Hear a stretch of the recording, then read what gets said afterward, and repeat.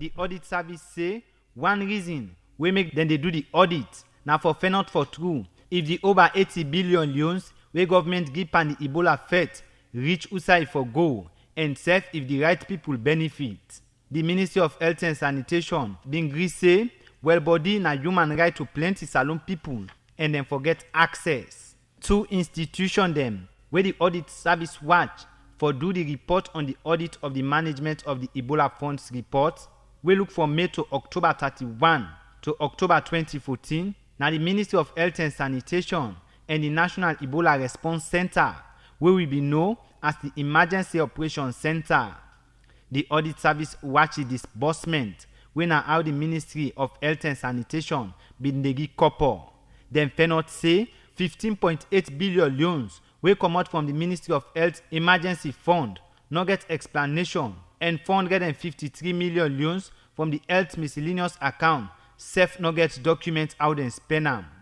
But the audit service say, before the Auditor General been pulled na do the report, he asked the Director of Finance at the Ministry of Health and Sanitation for explain to them inside 7 days for show document how they work out with this couple.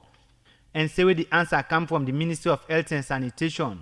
Then say na per emergency them been the work and the district medical officer then na them been get some plenty couple ya. But the document we come na do na 1.9 billion loans them be able for get account for. The miscellaneous accounts of over 400 million loans in still no get document for show how they spend them.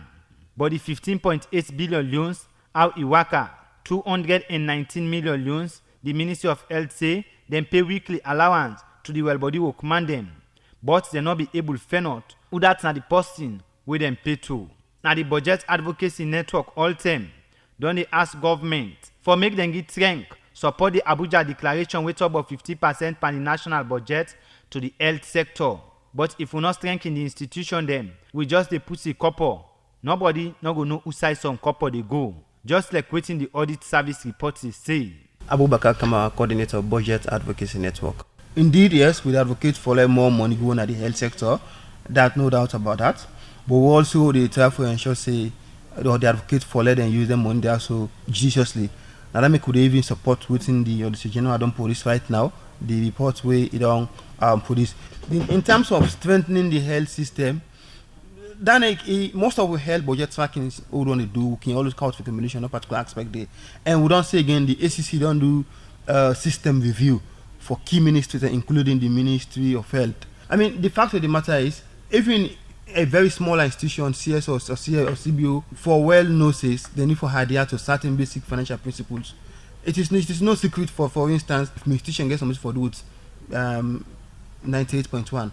I mean, there are procedures for LAP do the payment. There should be a request from 98.1, the invoice for day, there should be an approval.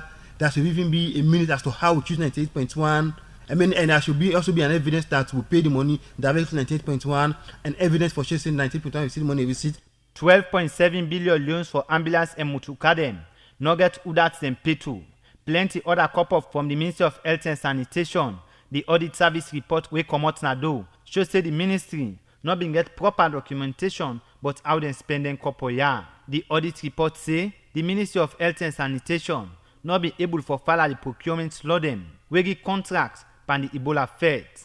Like the company, we get the 2.6 billion loans for make the Potloko Treatment Center, the Premier Logistics Supply, we for be supply ambulance and motokadem. Ajan Company Limited, where they work now for supply chlorine, 646.7 million loans contract. No mean get nothing for explain. Echo Construction for put electricity. Now the Kenema Hospital, all the one and day. Not been get document. But we shock for CC some motokadem.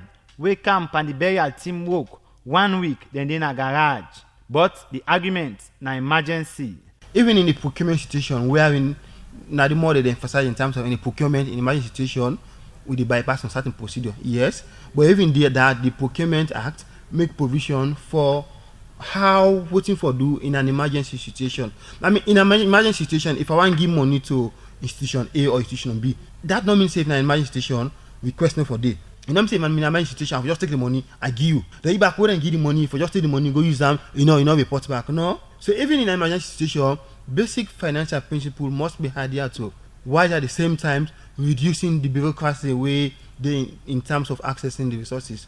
I mean, if possible access, I mean, even the various institutions or the service provider or the contractor will not receive money through this, so that should be a channel. Donation from plenty people na concern. The Salone Commercial Bank been turn check them down. We come out from the Salone Insurance. We na two them then give couple. Freetongue Terminal, Universal Trading and Supply, Fimet Limited, Goico Press, Salcos, London Mining Company, Environment Protection Agency, Flaming Evangelical, Sea Coach Boat, First International Bank, all them couple here you check na 1.6 billion loans. We ask again, waiting at the reason we can make bank turn down people and check. In the first place, we got to look at the bank regulations then where they. For instance, if you give a check way above 50 million, the need to take is supposed to be a transfer. Then you go get check or you do transfer, money not in your account. Definitely say they need to honor them. Or then like if there are two signatures did it, then one person sign. Again, they not go honor that attended. Other times you cannot issue check. Then later you go give further instructions say we will not issue that thing. So there are various reasons why they need to check there. As we continue for give statistics of people who not give proper documentation, the our newspaper not be able to give receipt and save 5% withholding tax for 19 million loans. Sierra Leone Broadcasting Corporation (SLBC) for documentary on Ebola not be able to account for 229 million loans. South Africa for 1,080 slots not be able to provide accurate document for 97 million.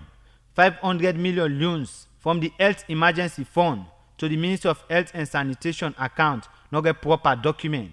The Deputy Chief Medical Officer been collect 37 million loans for payroll body workman them, where documents not able for come out now.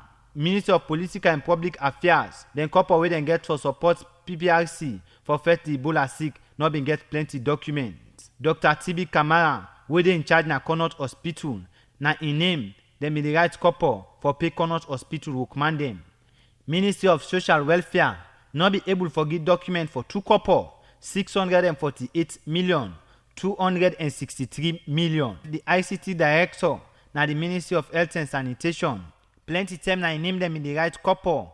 We for pay radio station them and self not able for account for plenty per them couple yeah. So we ask, waiting ban the color now. The more you delay, the more you provide more room for them doctor the documents and for them tampered on the evidence, and I believe say that will be one of even the challenges of the ACC, because we ACC they wait for some of the issues them, and I make with the column parliament at least 1 or 2 weeks make them debate on this hearing this report as quickly as possible, and many of ensure say then do in a transparent and very fair manner for the people of Sierra Leone actually get justice for this them money there. So as Radio Democracy continue for look this report for Society for Radio Democracy, Michael Sambola.